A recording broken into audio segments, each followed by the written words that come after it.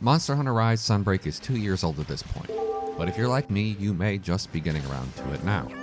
And with Monster Hunter Wilds coming out next year, it's a pretty good time to get into it, especially if you've taken a long break since World, as the games play very differently.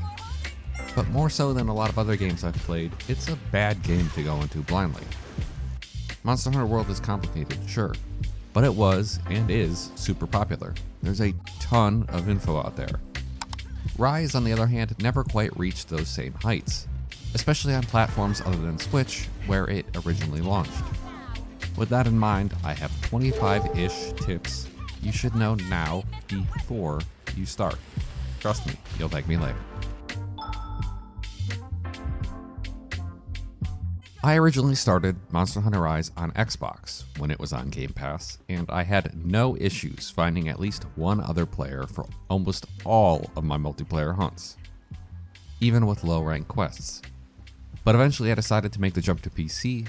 There's no crossplay or cross-progression, by the way, and the difference was night and day. As a quick disclaimer, I have roughly 50 hours between the Xbox and PC version of Rise, 30 and 20 hours respectively, and I'm still doing low-rank quests. By no means do I know everything about the game, especially when it comes to the late-game stuff.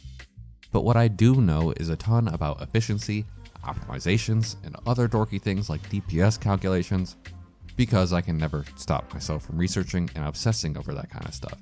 Anyway, back to the tips. Unlike on consoles, the PC version of Monster Hunter Rise is region locked, which means if you're in North America, you're only going to match with others in the region. It's a really strange decision given the consoles seemingly let you connect to anyone, anywhere. I had plenty of people on consoles speak only Japanese, so I'm not sure why that was not accepted for the PC version. Thankfully, there's a mod called Better Matchmaking, which lets you turn off the region locks. But even then, at least at low levels, it can still be pretty dead depending on the time of day. What I will say is that eventually, as part of Sunbreak, you will unlock NPC followers which can help you fight so you don't have to do it all alone, but those are locked behind master rank quests, so you'll be stuck with the default options through all of the low and high ranks. All of that is to say, be prepared to have to do some modding to even have a chance at finding someone in the multiplayer hunts, unless you're in Japan or something where there's a much bigger player base.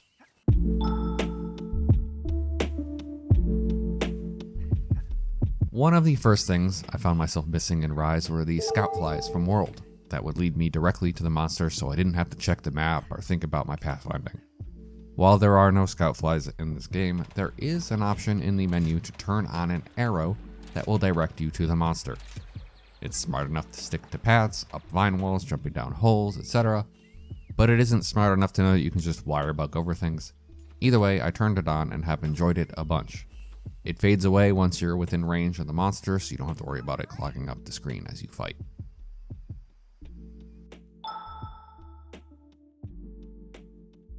Something to understand with Monster Hunter Rise is the difference between single and multiplayer. Village quests are the single-player component of Monster Hunter Rise. Unlike World, the Gathering Hub quests are a completely separate thing. The best way to view the village quests is as some kind of tutorial. They're meant to be played alone with two pals of either type or a combination of the two, and they're definitely easier. For example, in the Gathering Hub 1-star quest, A Grizzly Encounter, the Azuros has around 5,600 HP even if you're hunting it alone. Compare that to the Village 2-star Grizzly Glutton, which only has 2,100 HP, less than half. So while you may get used to those village missions taking under 10 minutes, expect Gathering Hub ones to take you around 20 if you're doing it alone while leveling up, and not using the defender weaponry, of course. One of the more time-consuming things about a new Monster Hunter game is learning all of the item locations in each zone, especially with Rise, which has the new Spear Birds that you can/should gather every time you go on a hunt. You can skip the whole process of trying to find enough red spear birds for the attack buffs if you just turn them on your map using the dog. If you don't know what those are, they're birds that, when collected, each provide you with a small permanent buff, depending on which petal ace you have equipped. Each petal ace has a different cap on health up, stamina up, attack up, and defense up. and each also has a different amount of increase that is gained with each Spear Bird collected. For example, the Demon Petalace 2, which I started out using, can add an additional 30 health, 30 stamina, 15 attack, and 5 defense. But each respective Spear Bird you collect only adds 2, 3, 3, and 1 to each of those numbers, meaning you have to collect a total of 15 green, 15 yellow, 5 red, and 5 orange. Obviously, you don't have to collect all of those if you don't want to, but I usually want to snag at least 5 red Spear Birds before starting the fight for an extra 15 attack. With the dog sniffing out those birds for me, it goes a little bit faster.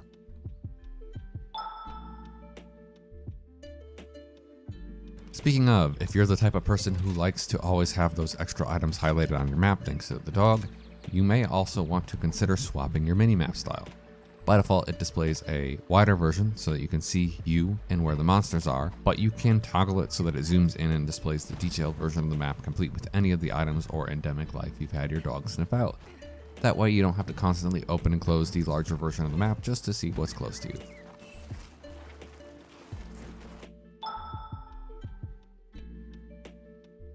With the introduction of wire bugs, you can basically go anywhere in Monster Hunter Rise. Honestly, I never want to go back. I love jumping and climbing all around the place, the verticality is great. But one thing it did do was cause me to temporarily expect that behavior to be universal.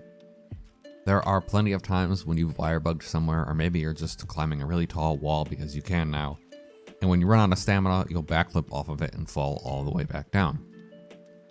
And I got so used to these wire bugs that I mostly ignored vines. Why go over there when I can just climb here, right?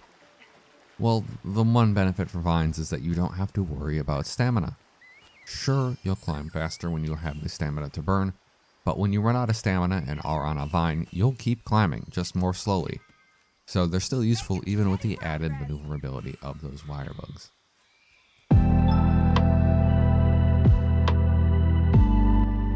You know that big tree in the Buddy Plaza? Your Kahoot owl has a nest on top of it, and they sometimes, always, come back with a new item for every quest you go on. You'll often get things like Lagnia apples, I think that's how you say that, and steel eggs, so make sure to check it from time to time. My specific recommendation is this. Develop a 5-quest routine. The Kahoot nest can hold up to 5 items at a time, so it needs to be checked every 5 missions. The mercenaries, I'm not going to call them Meowcenaries, I'm sorry, I'm going to call them mercenaries, go on a 5-step adventure that process every quest, so they also need to be checked and sent back out every 5 missions. My recommendation is for you to get into a routine that involves going around the hubs every 5 quests, with the only real exceptions being the quest givers in the stores. Everything else can basically wait for at least 5 quests between visits, even the Argosy and the buddy training system, so save yourself a bunch of time and don't bother checking them after every single mission. If you absolutely positively need to check the status of everything after every single quest, at least you can do yourself a favor and head to the bedroom instead of the Buddy Plaza. There you can manage all of the different stations through one vendor instead of having to run to each.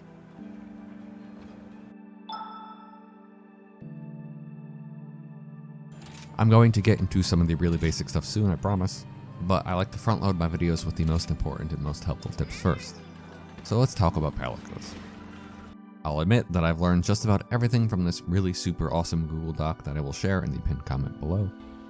But I won't be going super in depth here like they do. I'll be sharing 2 different builds you can look at and some tips. Those few quick tips first. Set your cat's behavior to large first.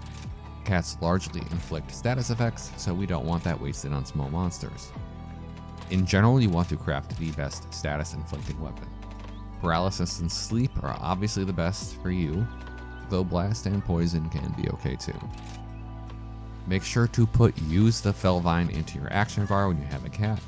This is a 90-second buff that heals them to full and lets them use their support moves more frequently. You can use it every 5 minutes or so make sure to check on it from time to time and activate it during the fight. My favorite type of Palico is the Gathering Palico because it earns you extra rewards with every single fight. The support moves you want to look out for are Endemic Life Barrage, Go Fight Win, Summon Endemic Life, Shock Tripper, and Pilfer. If you don't know these skills, they're basically Curl a random toad to inflict a status effect. Go Fight When is a good buff for bow and dual blades, otherwise you should go for Whirlwind Assault. The third skill summons a free wire bug, and having 3 wire bugs is super powerful for wire bug focused weapons like bows. The fourth applies Thunder Blight to the monster, making the monster susceptible to stuns. Aim for the head. And the last one, which is the best by far, steals up to 4 items per monster, including small ones. It can significantly reduce the amount of farming you need to do, and has a 1% chance at dropping mantles, which is super great. Don't worry about the secret moves and skills just yet. The former isn't unlocked until much later, and the latter can be modified down the line. By all means, if you manage a Palico with both ideal support moves and skills, take them. But having the ideal support moves is much more important to start. If you find yourself needing some extra help, a healer Palico can make a big difference. With that, you want Herbaceous Healing, which basically summons an S-Cure Go from time to time. There's Healing Bubble, which basically summons one of the healing bugs that you can activate. There's Summon Endemic Life, which we covered. There's the Shock Tripper, which we covered. And then there's Health Horn, which heals you for 2 staggered but large health blocks. Then there's also Palimutes. So, setting aside the ability to sniff out items on a map, a lot of players love Palimutes for the ability to get around the map faster. But when it comes to fighting, there are pretty much 2 strategies: elemental damage and status effects. If you're going into fights with one of each buddy like I do, I recommend letting your Palico focus on status effects, and your Palimute focusing on elemental damage. Unlike Palicos, you don't have to worry about support moves, and again, while ideal skills would be nice, don't stress if you can't find a dog with all of the ones that you want. There is a way to get them later on. For an elemental doggo, you want to swap its weapon every fight to match the elemental weakness of a monster. Dog behavior should be set to basic, as this is what causes it to use melee attack. For the status doggo, paralyzing is still the best, especially in multiplayer when someone is inevitably going to wake it up before you get all your moves out. But yeah, that's the basics. If you want more in-depth reading about the optimal builds for your buddies, make sure to check out that doc.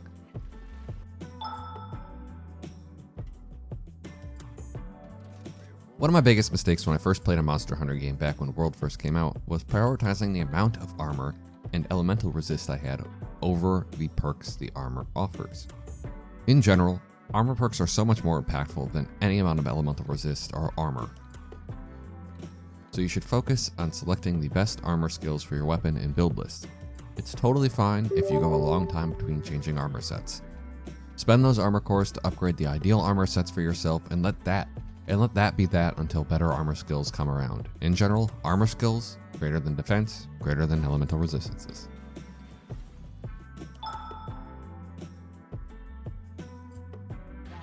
You may not always get to use them, but you should always bring barrel bombs with you. Preferably both large and small, so you can set up 2 large and then use a small to detonate the entire thing. Obviously, this is easier to set up when playing with friends or playing solo, but it is a good chunk of additional damage. Just keep in mind that some players may want to instead set up their really time-consuming but powerful moves instead.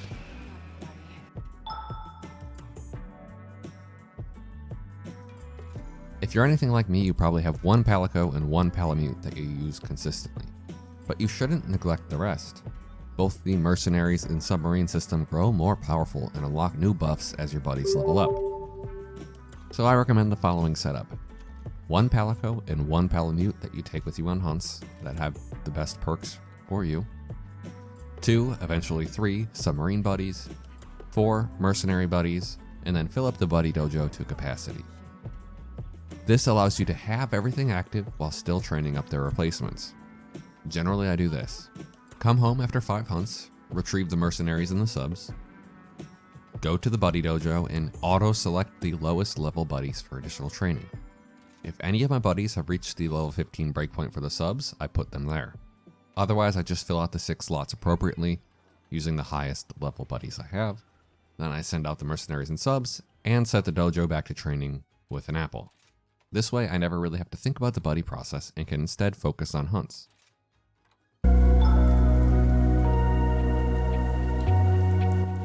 If you encounter sparkling nodes in your mercenary ventures, those have a chance of containing materials that are exclusive to the mercenary system, many of which are required for various armor pieces and weapons.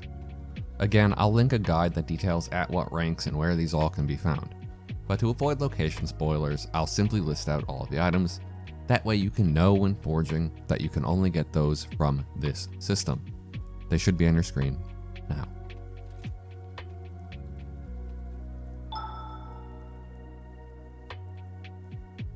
You can actually hang in the air for about 6 to 7 seconds using wire bugs. Just launch into the air and then hold B, circle, A on switch, or right click on PC. It's a niche ability, but can be helpful when dodging attacks. And remember that you can dodge in any direction from this point.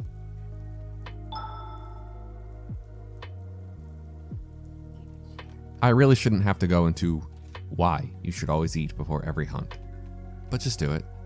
Even if you pick unideal Dongo perks, the health and stamina buffs alone are crucial to surviving difficult fights. As for which Dongo buffs you should take, that really depends on your weapon, your builds. You might need to do some additional research that's specialized for your specific role.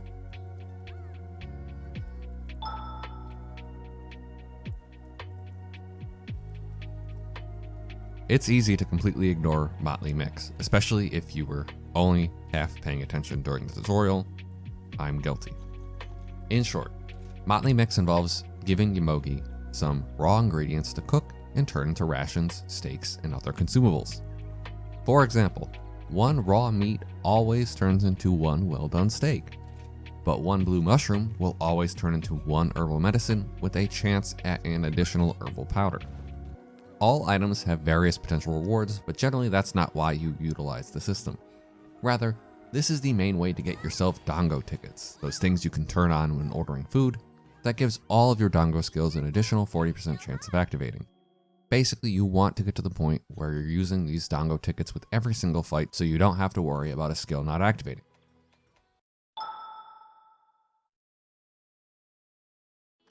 A few other quick tips before I finish up. 1. Always do the lottery when it pops up. It's cheap and the rewards are always worth it, even if they're small. 2. Use item loadouts to quickly restock after a fight or specialized loadouts for particularly nasty monsters. You can do the same for your equipment loadouts, actually. And 3. It's not necessary to unlock all of the extra camps, but they can really help during difficult fights when you're worried about dying, giving you a chance to restock when the monster runs away. Remember, you can pull open your map and quick travel to any camp or sub-camp and restock while you're there. I hope that was all helpful. Make sure to leave a like, subscribe, and leave a comment for this video's question. What tips do you have for your fellow players, especially new players? In the grand scheme of things, I'm still a relatively new Monster Hunter Rise player, given how many hours some people have enrolled. I'm talking like thousands of hours. So yeah, I don't pretend to know everything, but I do know that a lot of this stuff would have been helpful when I was first starting, and I would have wanted to know it. If you want to support the channel, there's a Patreon linked in the description below. For now though, I think that's it, and I will see you next time.